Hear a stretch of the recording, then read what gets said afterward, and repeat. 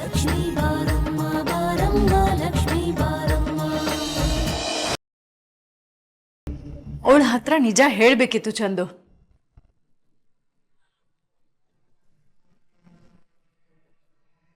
ಎಲ್ಲ ಸರಿ ಸತ್ಯದ ಅವಶ್ಯಕತೆ ಇರಲ್ಲ ಅತ್ತೆ. ಕೆಲವು ಸರಿ ಸುಳ್ಳು ಅನಿವಾರ್ಯ ಆಗುತ್ತೆ.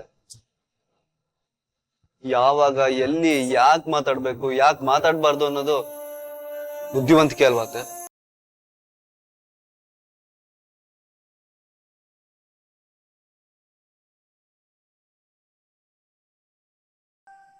ನಿನ್ ಮಾತು ಅರ್ಥ ಆಗದೆ ಇರೋ ಅಷ್ಟು ದಡ್ಡಿ ನಾನಲ್ಲ ಚಂದು.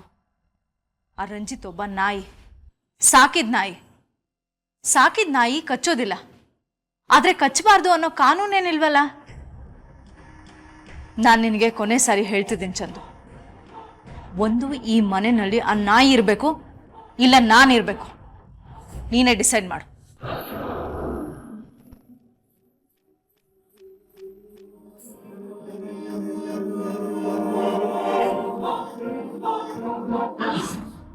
ಚಿನ್ನು, ಚಿನ್ನು, ಎಲ್ಲಪ್ಪ ಹೋದ್ಲಿವಳು? ಚಿನ್ನು, ಚಿನ್ನು.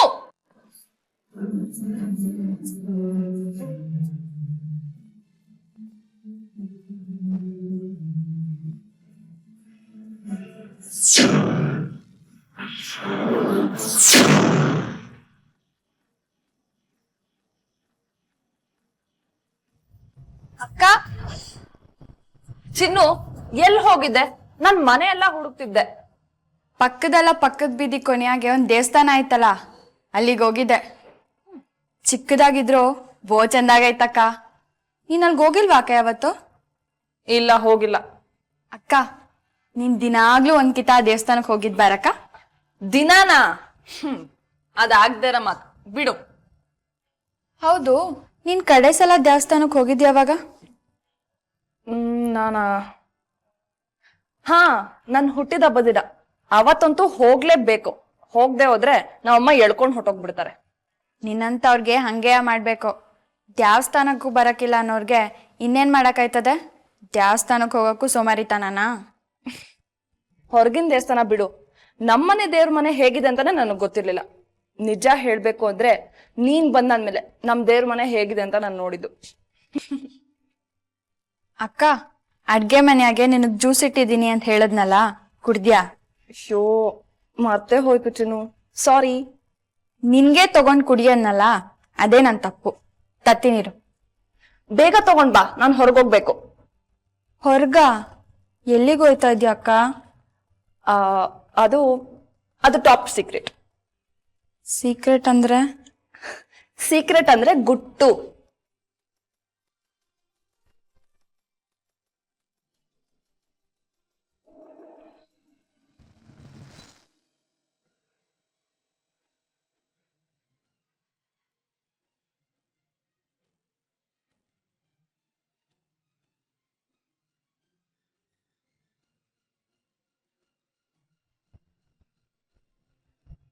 ಕುಮ್ದತ್ತೆ, ಎಲ್ಲಿಗೋದ್ರು ರಂಜಿತ್ ಮಾವ? ಇಷ್ಟೊತ್ತಾದ್ರೂ ಬಂದಿಲ್ಲ. ನನಗ್ ಬೇರೆ ಆಫೀಸಲ್ಲಿ ತುಂಬಾ ಕೆಲಸ ಇದೆ. ಎಲ್ಲಿಗೆ ಹೋದ್ರು ಅಂತಾನೂ ಗೊತ್ತಿಲ್ಲ. ಬರ್ದೇರ ಮಳೆಗೆ ಬಡ ರೈತ ಕಾದ್ನಂತಲ್ಲ, ಹಂಗಾಯ್ತು ಕತೆ. ಯಾವಾಗ ಬರ್ತಾರೋ, ಎಷ್ಟೊತ್ತಿಗೆ ಬರ್ತಾರೋ? ಚಂದು, ಇನ್ನೊಂದು 10 ನಿಮಿಷ ವೆಯ್ಟ್ ಮಾಡು. ಅಷ್ಟರಲ್ಲಿ ಏನಾದರೂ ಬರಲಿಲ್ಲ ಅಂದರೆ ನೀನು ಕೆಲ್ಸಕ್ಕೆ ಹೊರಡು. ಇನ್ನೊಂದು ಮಾತು ಚಂದು, ಕಾಲ್ಗೆ ಮುಳ್ಳು ಚುಚ್ಚಿದಾಗಲೇ ಅದನ್ನು ಕಿತ್ತು ಬಿಸಾಕಬೇಕು. ಇಲ್ಲದೆ ಇದ್ದರೆ ತುಂಬ ದೊಡ್ಡ ಗಾಯ ಆಗ್ಬಿಡುತ್ತೆ. ಇಷ್ಟು ಬೇಗ ಎದ್ದು ಎಲ್ಲಿಗೆ ಹೋದ್ರು ರಂಜಿತ್ ಮಾವ? ಸಾಮಾನ್ಯವಾಗಿ ನನಗೆ ಗೊತ್ತಿರೋ ಹಾಗೆ ಇಷ್ಟು ಬೇಗ ಎದ್ದು ಎಲ್ಲಿಗೂ ಹೋಗಲ್ಲ. ಎಲ್ಲಿಗೆ ಹೋಗಿರ್ಬೋದು? ಚಂದು, ಅವನ ಕೈಯಲ್ಲಿ ದುಡ್ಡಿದ್ರೆ ಅವನ ಮನೆಯಲ್ಲಿ ಎಲ್ಲಿರ್ತಾನೆ ಹೇಳು? ನಿನಗೆ ಗೊತ್ತಲ್ಲ, ದುಡ್ಡಿದ್ರೆ ಸಾಕು, ಅವನಿಗಿಷ್ಟ ಬಂದ ಕಡೆ ಇಷ್ಟ ಬಂದ ಜಾಗಕ್ಕೆ ಹೋಗಿ ಇಷ್ಟ ಬಂದಷ್ಟು ಖರ್ಚು ಮಾಡ್ಬಿಟ್ಟು ದುಡ್ಡು ಪೂರ್ತಿ ಖಾಲಿ ಆದ್ಮೇಲೆ ಮನೆಗೆ ವಾಪಸ್ ಬರ್ತಾನೆ. ಇದು ಯಾವಾಗ್ಲೂ ಇದ್ದಿದ್ದೆ ತಾನೆ. ನೀವ್ ಹೇಳ್ತಿರೋದು ಅರ್ಧ ಸತ್ಯ, ಬಾಕಿ ಸುಳ್ಳಲ್ಲ ಅಂತ ನನಗೆ ಗೊತ್ತು ಅತ್ತೆ.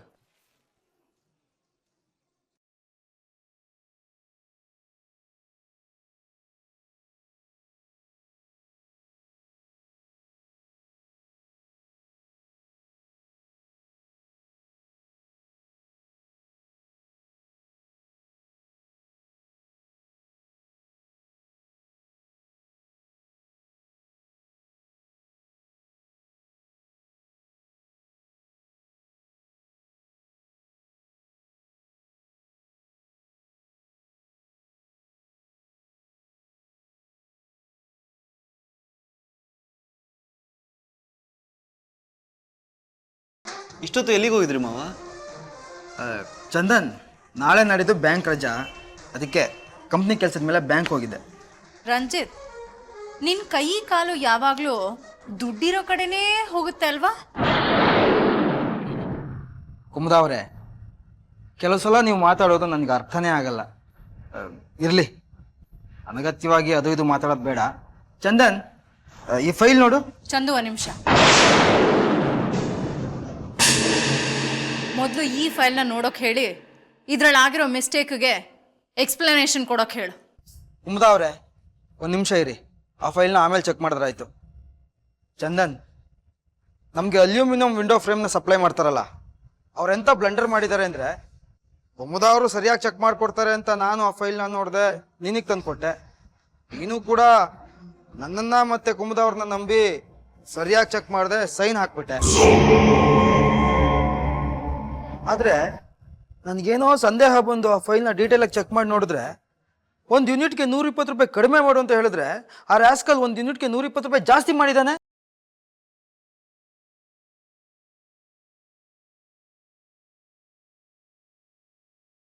ನನಗೆ ತಲೆ ಕೆಟ್ಟೋಯ್ತು.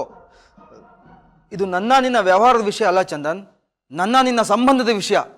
ಒಂದೇ ಮಾತಲ್ಲಿ ಹೇಳಿದೆ ಅವ್ರಿಗೆ, ನಾಳೆ ನಾನು ಬ್ಯಾಂಕಿಗೆ ಬರೋವಷ್ಟರಲ್ಲಿ ಆಗಿರೋ ಮಿಸ್ಟೇಕ್ ಸರಿಯಾಗಿರ್ಬೇಕು, ಇಲ್ಲ ಅಂದರೆ ನಿಮ್ಮ ಕಂಪ್ನಿ ಜೊತೆ ಮಾಡ್ಕೊಂಡ್ರೆ ಕಾಂಟ್ರಾಕ್ಟ್ ಕ್ಯಾನ್ಸಲ್ ಮಾಡಿಸ್ತೀನಿ ಅಂತ. ಚಂದನ್, ನೀನು ಕೊಟ್ಟ ಚೆಕ್ನ ನಾನು ವಾಪಸ್ ಇಸ್ಕೊಂಬಂದಿದ್ದೀನಿ. ಈಗ ನಮ್ಮ ಕಂಪ್ನಿ ಹೇಳಿದ ಅಮೌಂಟ್ ಚೆಕ್ಗೆ ನೀನು ಸೈನ್ ಹಾಕೋದಷ್ಟೇ ಬಾಕಿ ಇರೋದು. ಒಂದು ಕ್ಷಣ ಎಚ್ಚರ ತಪ್ಪಿದಿದ್ರೆ ನಮ್ಮ ಕಂಪ್ನಿಗೆ 5 ಲಕ್ಷ ಲಾಸ್ ಆಗ್ತಿತ್ತು. ಹೇಗೋ ನನ್ನ ಎಚ್ಚರಿಕೆಯಿಂದ ಕಂಪ್ನಿಗೆ 5 ಲಕ್ಷ ಉಳೀತು. ವಾವ್, ಥ್ಯಾಂಕ್ ಯು ಮಾವ. ನಮ್ಮ ಕಂಪ್ನಿಗೋಸ್ಕರ ಇಷ್ಟೊಂದು ಕಷ್ಟಪಟ್ಟು ಕೆಲಸ ಮಾಡ್ತೀರಾ ಅನ್ನೋದಕ್ಕೆ ಇದಕ್ಕಿಂತ ಉದಾಹರಣೆ ಬೇಕಾ ಅಲ್ವಾ ಕುಮ್ದತ್ತೆ?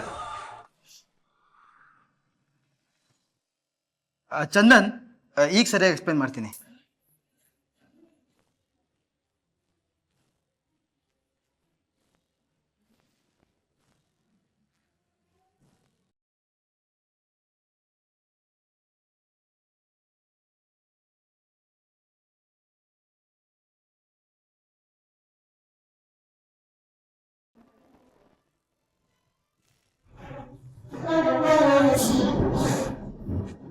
ಇಷ್ಟಾಯ್ತು ಚಂದನ್. ಮಾವ, ನಿಮ್ಮ ವರ್ಕ್ ನೋಡಿ ನನಗೆ ತುಂಬಾನೇ ಸಂತೋಷ ಆಗಿದೆ. ಫೈಲ್ ಚೆಕ್ ಮಾಡದೆ ಸೈನ್ ಮಾಡಿದ್ದಕ್ಕೆ 5.25 ಲಕ್ಷ ರೂಪಾಯಿ ಲಾಸ್ ಆಗ್ತಿತ್ತು. ಇದನ್ನ ನೀವು ತಪ್ಪಿಸಿದ್ದೀರಾ. I am so happy. 5.25 lakh ಏನು ಸಣ್ಣ ಅಮೌಂಟಾ ಅಲ್ವಾ ಕುಮ್ದತ್ತೆ? ಚಂದನ್, ನಾನು ಯಾಕಷ್ಟು ಬೆಳಿಗ್ಗೆನೆ ಹೋದೆ ಅಂದರೆ, ಅಕಸ್ಮಾತ್ ನಾವು ಕೊಟ್ಟ ಚೆಕ್ನ ಅವ್ರೇನಾದ್ರು ಡ್ರಾ ಮಾಡ್ಕೊಂಬಿಟ್ರೆ ಮತ್ತೆ ವಾಪಸ್ ಆ ದುಡ್ಡನ್ನ ನಾವು ತಗೊಳಕ್ಕಾಗಲ್ಲ. ಅದಕ್ಕೇನೆ ಬೆಳಿಗ್ಗೆನೆ ತಿಂಡಿನೂ ತಿಂದೆ ಬ್ಯಾಂಕ್ ಹೋದೆ. ಪಾಪ ಶ್ವೇತಂಗೆ ಬೇಜಾರಾಗಿರ್ಬೋದು, ತನ್ನ ಗಂಡ ತಿಂಡಿನೂ ತಿಂದೆ ಕೆಲ್ಸಕ್ಕೆ ಹೋದ ಅಂತ.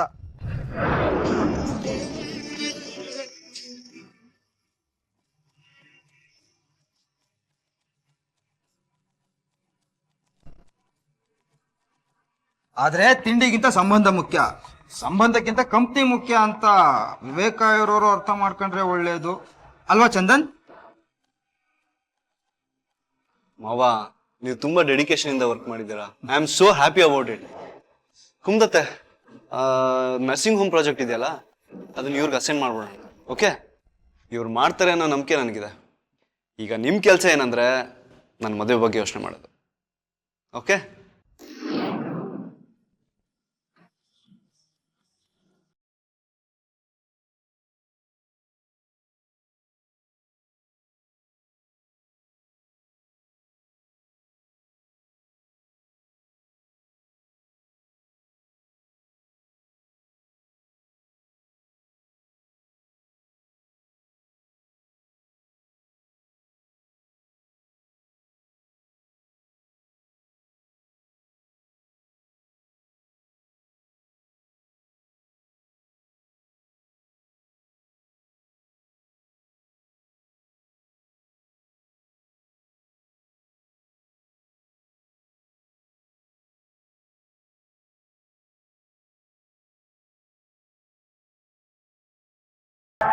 ಇದೆಲ್ಲ ಹೇಗಾಯ್ತು ಅಂತ ನನಗೆ ಅರ್ಥನೇ ಆಗ್ತಾ ಇಲ್ಲ. ನಾನೇ ಎಲ್ಲ ಪ್ಲಾನ್ ಮಾಡಿದ್ದೆ. ಅದು ಹೇಗೆ ಫೇಲ್ ಆಯಿತು? ಒಂಚೂರು ತಪ್ಪಿಲ್ದ ಹಾಗೆ ಎಲ್ಲ ಪ್ಲಾನ್ ಮಾಡಿದ್ದೆ. ಆದರೆ ನನ್ನ ಶತ್ರು ನನಗಿಂತ ಬುದ್ಧಿವಂತನ.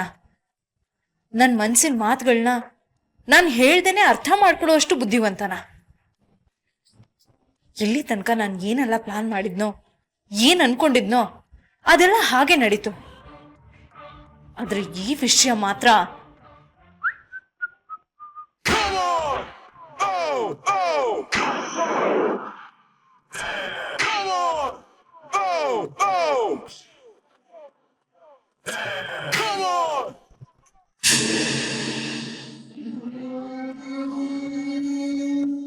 ನೀನ್ ಯಾಕೆ ನನ್ನ ರೂಮಿಗೆ ಬಂದೆ? ಇನ್ನೊಬ್ರು ರೂಮಿಗೆ ಬರಕ್ ಮುಂಚೆ ಪರ್ಮಿಷನ್ ತಗೋಬೇಕು ಅನ್ನೋ ಪರಿಜ್ಞಾನ ಇಲ್ಲ ನಿನಗೆ? ನಿಮ್ಮ ಮನೆ ಒಳಗಡೆನೇ ಬಂದಿದ್ದೀನಿ, ಇನ್ನು ನಿಮ್ಮ ರೂಮಿಗೆ ಬರೋಕ್ಕೆ ನನಗೆ ಪರ್ಮಿಷನ್ ಬೇಕಾ? ನೀನೊಬ್ಬ ಅವಿವೇಕಿ, ಅನಾಗರಿಕ. ನಿನ್ ಜೊತೆ ಏನ್ ಮಾತು? ನನ್ ರೂಮಿಗೆ ಯಾಕೆ ಬಂದೆ? ಹೊರಗಡೆ ಹೋಗು.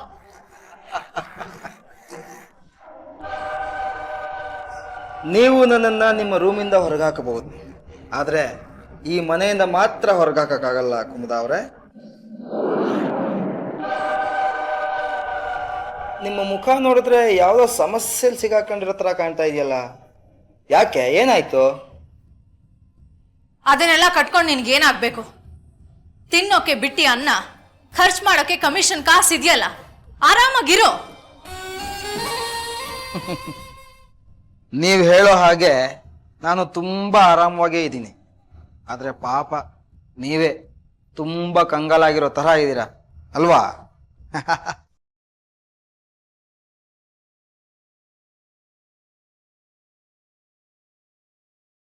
ನಿಮ್ಮ ಪ್ಲಾನು ನನಗೆ ಹೇಗೆ ಗೊತ್ತಾಯ್ತು ಅಂತ ನಿಮಗೆ ತಲೆ ಕೆಟ್ಟು ಹೋಗಿರ್ಬೇಕು ಅಲ್ವಾ ಕುಮುದ ಅವರೇ?